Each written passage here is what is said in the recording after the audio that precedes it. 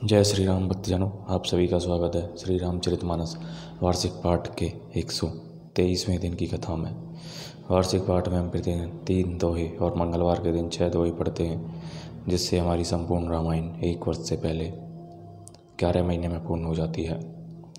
श्री रामचरितमानस जो श्री तुलसीदास जी द्वारा रचित है, एक महान रचना है जिसे पढ़कर हम भक्ति की शुरुआत कर सकते हैं। प्रभु श्री रामचंद्र शिव शंकर भोलेनाथ की कृपा दृष्टि पा सकते हैं।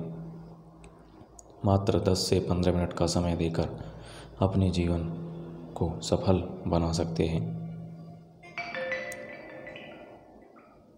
बोलो जय श्री रामचंद्र की जय।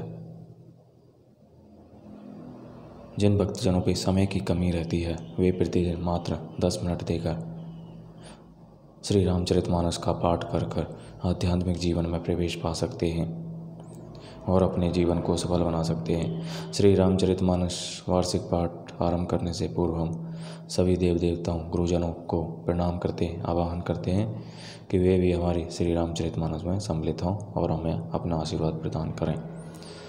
सर्वप्रथम शिव शंकर भोलेनाथ, जय पार्वती माता, दुर्गे माता को नमस्कार व प्रणाम वे आह्वान कि वे हमारी श्री रामचरितमानस में सम्मिलित हों। तत्पश्चात सभी गुरुजनों, सभी देव देवताओं को आह्वान व प्रणाम कि वे भी हमारी श्री रामचरितमानस में सम्मिलित हों और हमें अपना आशीर्वाद प्रदान करें।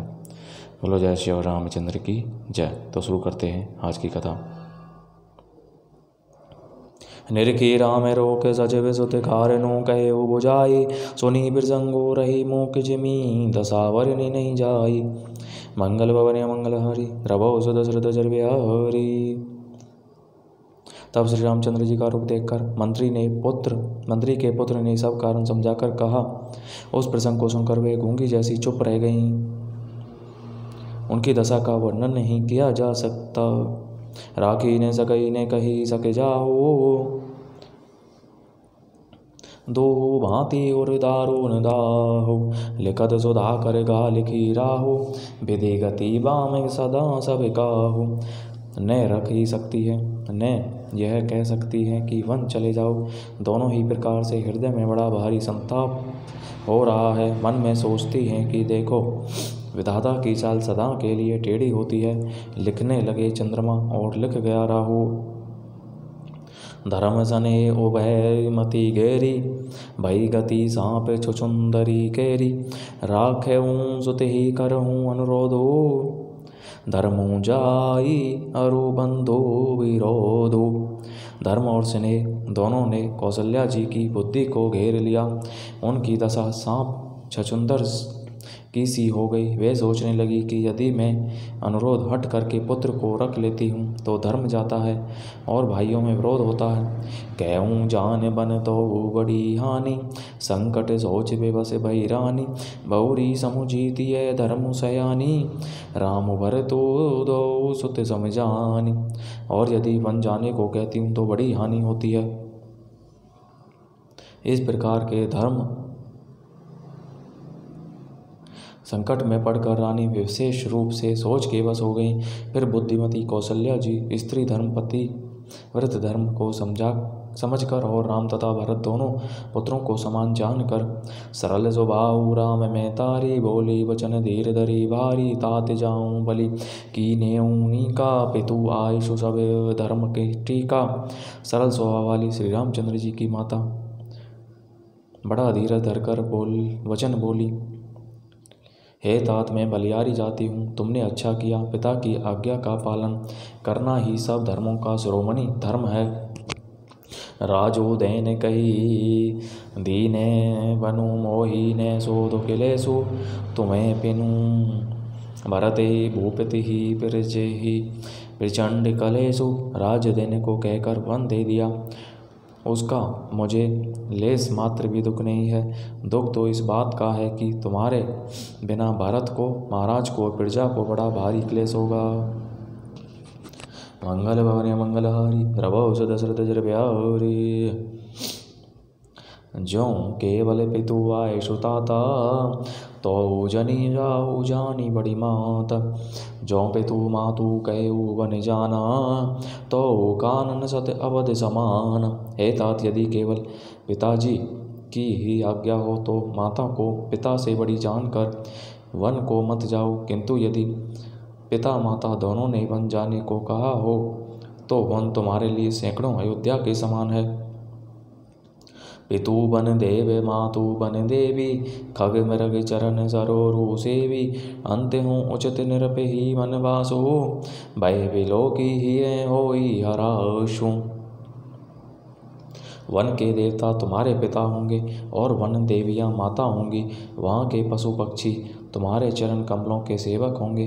राजा के लिए अंत में तो वनवास करना उचित ही है।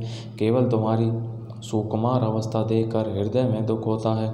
बड़ भागी बनूं अवध अभागी, जो रघुवंश तिलक तुम्हें त्यागी, जो सुत कहूँ संग मोहि ले हो, तो मेरे हृदय होई संदेह हो।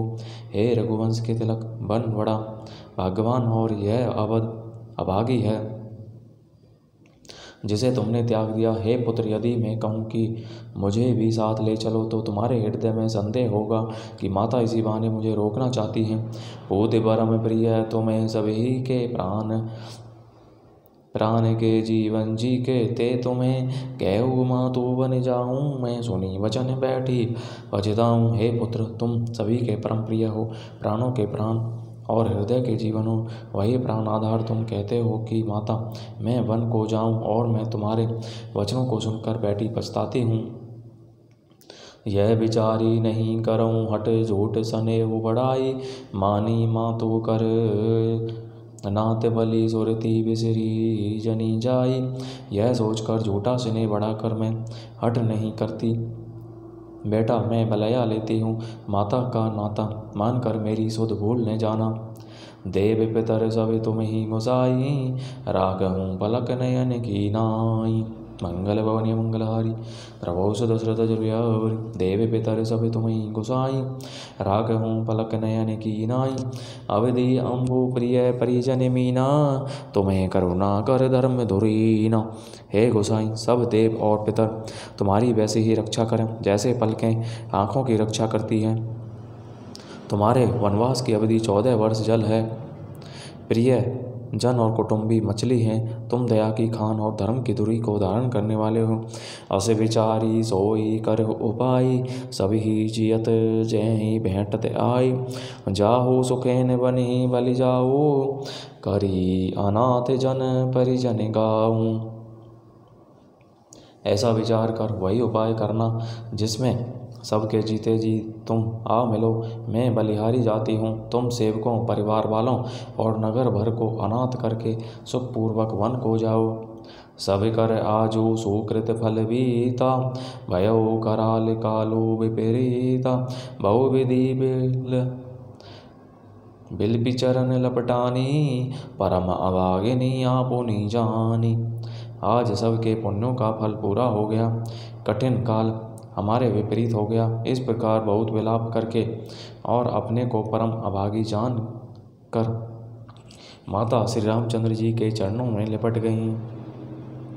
दारुण दुसैदा हो और व्यापा, भरने जाहि बिलाप कलापा। राम उठाई मातु उरलाई, कही मृदु वचन बहुरी समुझाई।